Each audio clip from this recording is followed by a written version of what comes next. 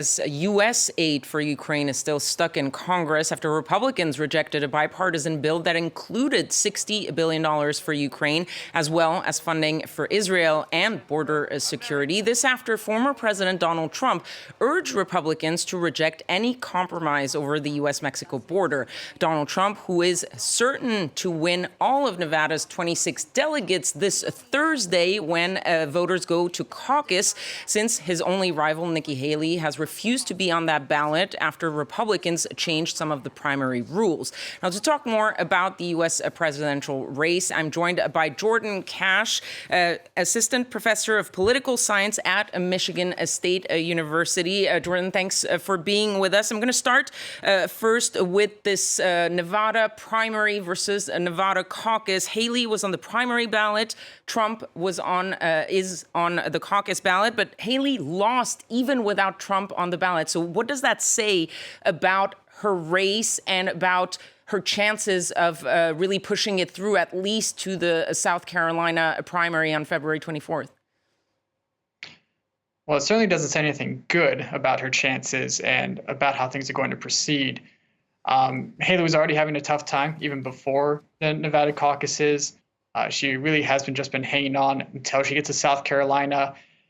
It, I think, emphasizes how difficult of a road she has to try to get the nomination. And I think, again, signals that this primary is all but over. And we'll have to see what happens when Haley gets to South Carolina. But based on the polling so far and the demographics of South Carolina and the states to follow, it looks very unlikely that she'll be able to overcome her deficit at this point.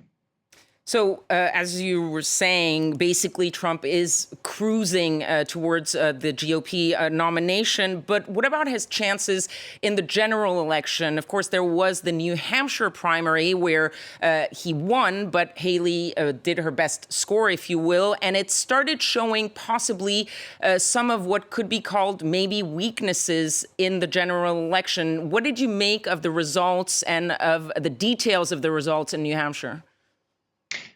Yeah, I think you're right that it reveals some weaknesses. Trump does have a problem with independents, with non-Republican voters, and even with some Republican voters who just may be tired of Trump at this point, right? This will be his third time as the Republican nominee, assuming things proceed as they look like they're going to.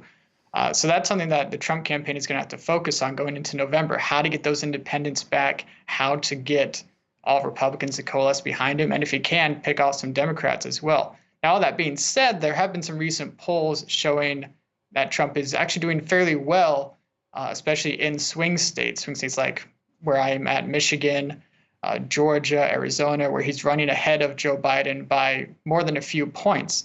So right now, he's actually looking to be in a fairly good spot. But of course, we're still 9 months away, so a lot could change between now and then.